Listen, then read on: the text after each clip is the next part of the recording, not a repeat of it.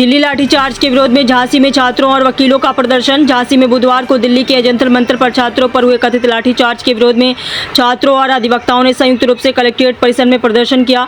प्रदर्शनकारियों ने हाथों में तख्तियां लेकर सरकार के खिलाफ जमकर नारेबाजी की और घटना की कड़ी निंदा करते हुए दोषियों के खिलाफ कार्रवाई की मांग उठाई।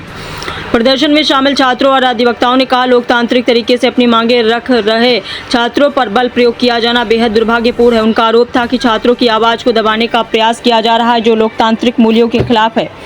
उन्होंने कहा कि अपनी बात रखने का अधिकार हर नागरिक को संविधान ने दिया है और इस अधिकार का सम्मान किया जाना चाहिए। प्रदर्शनकारियों ने केंद्रीय शिक्षा मंत्री धर्मेंद्र प्रधान से नैतिक जिम्मेदारी लेते हुए इस्तीफा देने की मांग की है। साथ ही पूरे मामले की निष्पक्ष और उच्च स्तरीय जांच कराए जाने तथा घटना के लिए जिम्मेदार अधिकारियों के खिलाफ सख्त कार्रवाई की मांग उठाई है। प्रदर्शन के बाद छात्रों और अधिवक्ताओं के प्रतिनिधिमंडल ने राष्ट्रपति के नाम संबोधित ज्ञापन जिलाधिकारी को सौंपा। ज्ञापन में छात्रों पर हुई कार्रवाई की उच्च स्तरीय जांच, दोषी अधिकारियों के खिलाफ कार्रवाई और भविष्य में छात्रों के संवैधानिक अधिकारों की सुरक्षा सुनिश्चित करने की मांग की गई। प्रदर्शन शांतिपूर्ण ढंग से संपन्न हुआ। प्रदर्शनकारियों ने कहा कि उनका उद्देश्य लोकतांत्रिक तरीके से अपनी आवाज सरकार तक पहुंचाना है।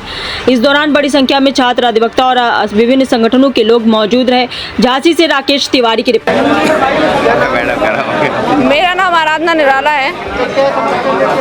सर, ये जो हमारे यहाँ पे जंतर मंतर पे जो सोनम वांगचुक बैठे हुए थे, जो हमारे देश के वैज्ञानिक हैं, उन्होंने कई ऐसे ना आविष्कार किए हैं जो हमारे देश की जो सुरक्षा में आर्मी लगी हुई है, उनके कैंप बनाने के लिए वहाँ पे जो बर्फीले एरिया के अंदर उनके कैंप बनते हैं, तो उस जगह पर उन्होंने ऐसे कैंप बनाए कि उन्हें हमारे जो आर्मी के जवान हैं वो वहाँ पर सर्दी ना लगे, उसके लिए उन्होंने वो आर्मी का वो बनाया।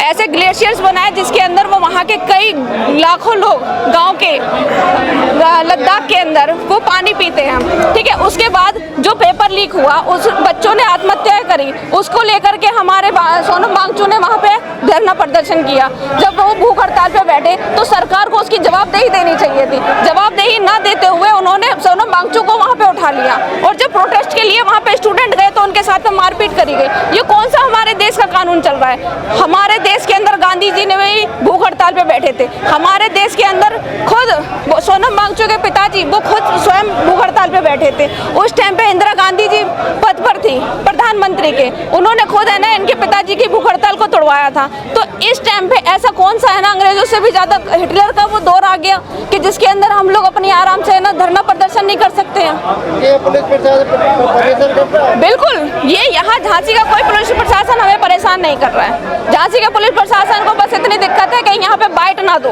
क्यों ना दें? ये हमारे अधिकारी है, ये हमारा अधिकार है। हम अपनी आवाज को कैसे भी रख सकते हैं। भाई, बाइट देने वाले को कोई दिक्कत नहीं है, बाइट लेने वाले को कोई दिक्कत नहीं है, तो इन्हें क्यों दिक्कत होगी? इन्हें कोई दिक्कत नहीं होनी चाहिए।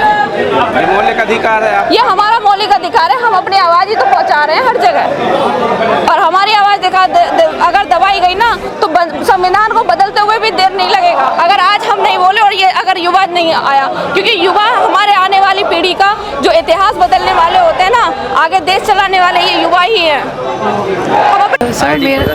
मेरा नाम भावना श्रीवास है। मैं LLB सेकेंड ईयर की छात्रा हूँ और जैसे कि मैम ने कहा, मैं उनकी बात से पूरी तरीके से सहमत हूँ। जो सोनम वांगचुक सर है वो बहुत प्रोटेस्ट कर रहे हैं स्टूडेंट के हित के लिए, और सिर्फ नीट एग्ज़ाम ही क्यों, इसके अलावा भी कई सारे एग्ज़ाम्स जो है लीक हुए हैं और गवर्नमेंट इस पर कोई एक्शन नहीं लेती है।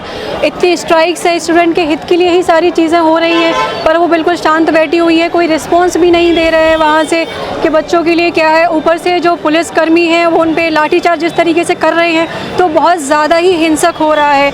इवन जो पुलिस फीमेल्स कर्मी हैं वो भी फीमेल्स के साथ, जो लड़कियां वहाँ पे प्रोटेस्ट कर रही हैं, उनको एब्यूजिंग लैंग्वेज में वहाँ पे बात की जा रही है, उनके साथ कोई इतना मिसबिहेव हो रहा है। तो वो चीज़ें सारी सही नहीं है। हमारा एक मौलिक अधिकार है कि हम अपने हितों के लिए आगे बोल सकते हैं, तो हम अपनी आवाज़ उठाएंगे ना, उसको दबाने की कोशिश क्यों करी जा रही है? तो ये चीज़ें बहुत गलत है।